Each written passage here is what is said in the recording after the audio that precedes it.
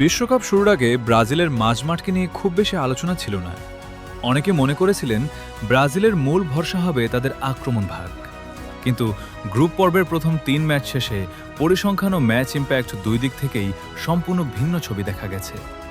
অন্যদিকে Bruno Fernandes, Vitinha ও Joao নেভেসকে নিয়ে গড়া পর্তুগালের মিডফিল্ডকে নিয়ে ২০২৬ বিশ্বকাপের অন্যতম শক্তিশালী মিডফিল্ড ধরা হয়েছিল।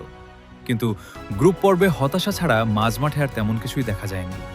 যেন অর্জনের চেয়ে গর্জনই বেশি ছিল তাদের। সবচেয়ে সহজ পরিসংখ্যান দিয়ে এই তুলনাটা শুরু করা যাক। প্রথম ৩ ম্যাচে ব্রাজিলের মিডফিল্ডারদের রয়েছে ৪টি অ্যাসিস্ট, যেখানে পর্তুগালের মিডফিল্ড থেকে এসেছে মাত্র ১টি।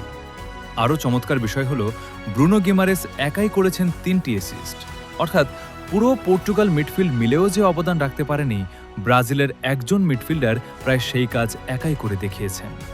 শুধু অ্যাসিস্ট নয়, চান্স ক্রিয়েশনেও দুই দলের পার্থক্য ছিল স্পষ্ট। ব্রাজিলের মিডফিল্ড প্রতি ম্যাচে গড়ে ৪.৬টি বিগ চান্স তৈরি করেছে। লুকাস পাকেতা ও ব্রুনো গিমারেস মিলে ৩ ম্যাচে দিয়েছেন ১৪টি কি পাস, যা সরাসরি ফরওয়ার্ডদের জন্য গোলের সুযোগ তৈরি করেছে।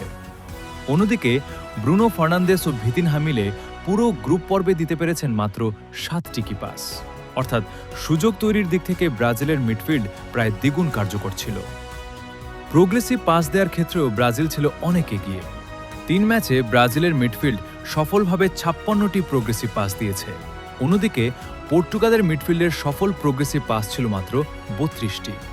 যদিও তাদের পাসিং অ্যাকুরেসি ছিল ৯১% বেশি, কিন্তু সেই পাসের বড় অংশই ছিল ব্যাক পাস কিংবা সাইড পাস। বলের দখল ধরে রাখলেও প্রতিপক্ষের ডিফেন্স ভাঙার মতো আক্রমণাত্মক পাস খুবই কম এসেছে।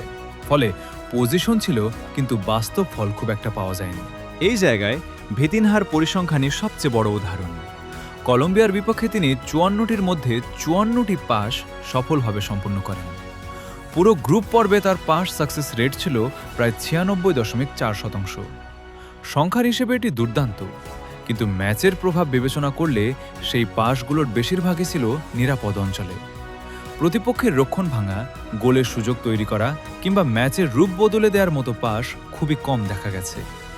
বল রিকভারি, প্রেসিং, ডিফেন্সিভ ট্রানজিশনেও ব্রাজিলের মিডফিল্ড ছিল বেশি সংগঠিত।